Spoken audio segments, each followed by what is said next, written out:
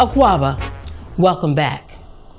On every level, from the motherland to the diaspora, resistance took on a myriad of forms, including refusal to assimilate into cultural norms of whiteness, political agitation for self-determination, and embracing traditional African cultural ways and values. This work continues. On a global level, people of African descent seek wholeness as human beings, worthy of dignity, respect, love, care, and all things good. African resistance to white supremacy is still ongoing 400 years plus and counting.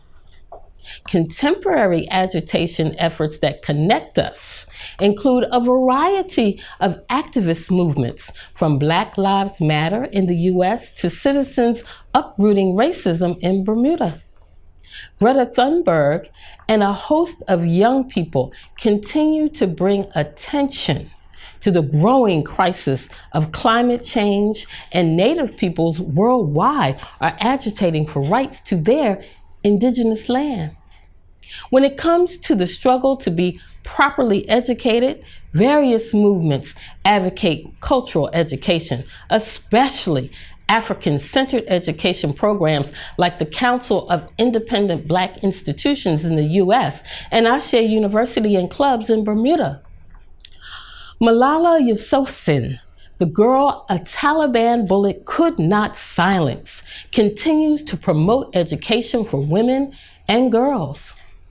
Activism on behalf of freedom from sexual discrimination and harassment includes everything from the Me Too movement and LGBTQ equality movements to the fight for the simple right for women to drive in Saudi Arabia. Amnesty International began its work in 1961, and a plethora of human rights organizations continue that work globally. The fight for justice is a growing movement that includes restorative justice and racial reckoning. The very public lynching of George Floyd initiated or revived justice movements worldwide, with protests all over the United States, as well as significant solidarity protests in upwards of 50 nations, including Bermuda, Australia, Thailand, Argentina, and various European countries. Full disclosure, yours truly was honored to offer prayer, poetry, and remarks at the Bermuda Black Lives Matter March in 2020. According to an article, Visions of Equity in Time magazine in 2020, and I quote, "Racial injustice is not just an American problem.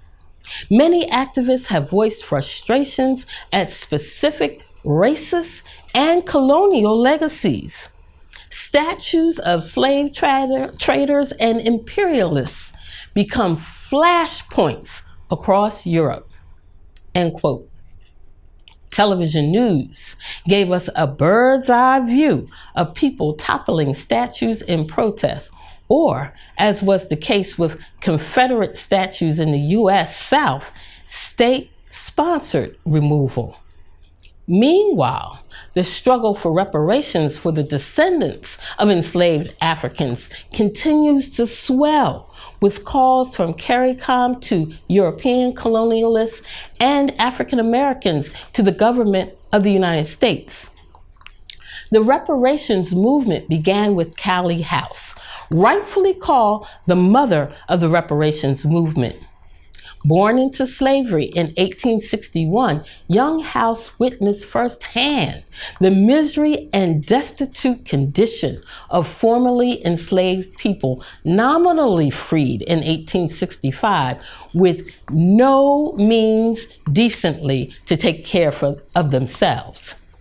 In 1890, House organized the National Ex-Slave Mutual Relief, Bounty, and Pension Association and demanded payment due to unpaid, formerly enslaved. The U.S. federal government falsely accused and imprisoned her for mail fraud. Her imprisonment caused the first national grassroots African American movement to collapse and temporarily ended the reparations struggle. During the 20th century, several organizations have picked up the righteous cause for reparations, most notably CARICOM.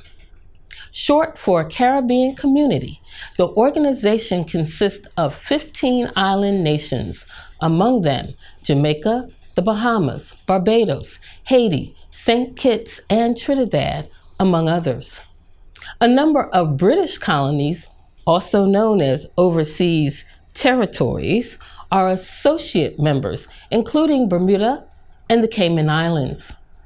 CARICOM has forwarded a 10-point plan for reparations that includes a full and formal apology, development of programs for indigenous peoples, funding for repatriation to Africa for those who wish to relocate, the return of historical and cultural heritage, creation and enhancement of cultural and historical institutions, funding and development of education, and health programs that include psychological trauma rehabilitation.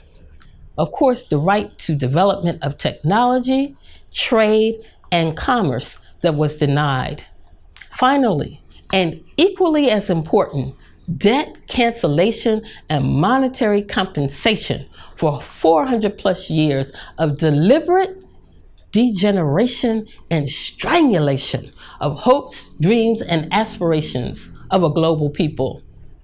Though developed by CARICOM, these important demands are applicable to African countries as well as those of the Americas and, of course, the Caribbean. In another welcome development, in August of 2021, the United Nations formed the Permanent Forum on People of African Descent. Forum members are a global cornucopia that includes representatives from the diaspora, Costa Rica, the Bahamas, St. Lucia, Colombia, and the US, the motherland, Kenya, Cameroon, Egypt, and elsewhere, including China and Sweden. Their first meeting was held in Geneva in December 2022. In June 2023, the forum invited some 900 activists to UN headquarters in New York City to discuss, strategize, and plan forward movement. The 900 activists who participated in the week-long conference were representatives of a plethora of organizations actively fighting for the humanity of people of African descent. The mission of the forum is to be a mechanism for people of African descent to advocate for improving the safety and quality of life and livelihoods, as well as to be an advisory body to the Human Rights Council. The forum also requested an extension of the International Decade of People of African Descent beyond the end date of 2024 because of the interruption of COVID that prevented implementation of various political and planned programs to benefit Black people. In yet another development, dare I say the world is watching to see what reparations discussions and possibilities look like as African Americans engage the states of California and New York in making amends. New York State Senator James Sanders sponsored the reparations study bill in the legislature and pointedly stated, and I quote, "If we are ever to be the America for everybody, then we have to come to grips with America's original sin, slavery." My birth city of Philadelphia has recently passed a resolution to form a task force on reparations for Black Philadelphians. The task force will explore a broad slate of challenges, including underfunded schools, poor health outcomes, food deserts, and environmental racism, among other issues. The dreaded but potent topic has also been powerfully raised with the death of Queen Elizabeth and the ascension of King Charles. A small collection of former British colonies have again requested that their priceless antiquities held at the British Museum be returned, along with jewels held by the royal family worth untold millions. As reported by the National Public Radio station, British aristocrats asked King Charles to join a slavery reparations movement known as the Heirs of Slavery. They have encouraged wealthy British families who profited from enslavement to make amends. To be clear yet again, the fight for reparations is a fight for justice of historic wrongs that stubbornly linger in the 21st century, significantly diminishing the quality of life for Black people globally, while the wealth of our ancestors' labor still handsomely benefits the descendants of the oppressors.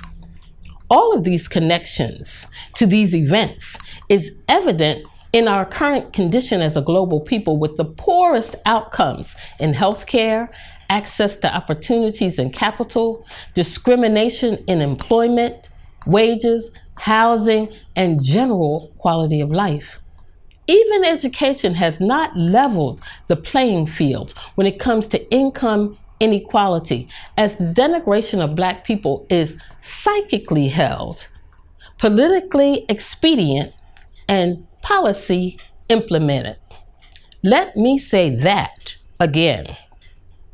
The denigration of Black people is psychically held, politically expedient, and policy implemented. The policies are manifest in higher penalties for Black offenders, higher interest rates for mortgages and loans, gentrification and food deserts in urban areas. Psychically held attitudinal views are reinforced by negative stereotypes promoted in media, news, and entertainment.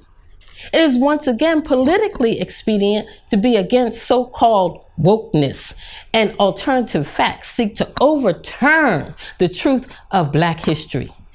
With no political will or appetite to properly educate, all of these realities culminate in a general accepted disdain for people of African descent that ultimately supports the aims of white supremacy.